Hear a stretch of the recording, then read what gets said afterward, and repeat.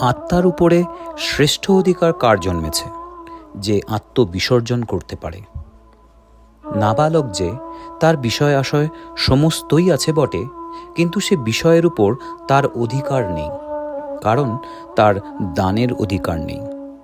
এই দানের অধিকারই সর্বশ্রেষ্ঠ অধিকার। যে ব্যক্তি পরকে দিতে পারে সেই ধনী।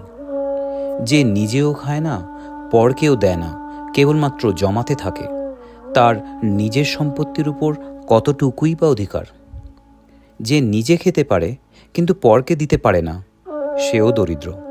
কিন্তু যে পরকে দিতে পারে, নিজের সম্পত্তির উপরে তার সর্বাঙ্গীন অধিকার জন্মেছে, কারণ এই চরম অধিকার।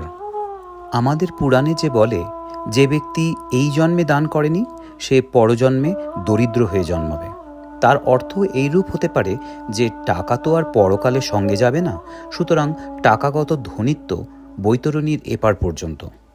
যদি কিছু সঙ্গে যায় তো সে হৃদয়ের সম্পত্তি।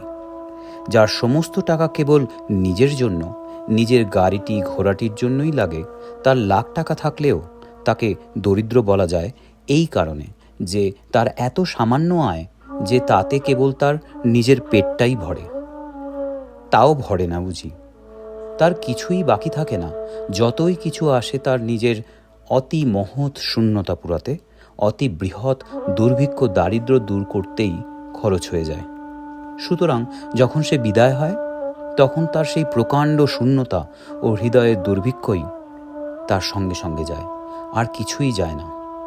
লোকে বলে ঢের টাকা রেখে মরল, ঠিক কথা, কিন্তু এক পয়সাও নিয়ে মরল না।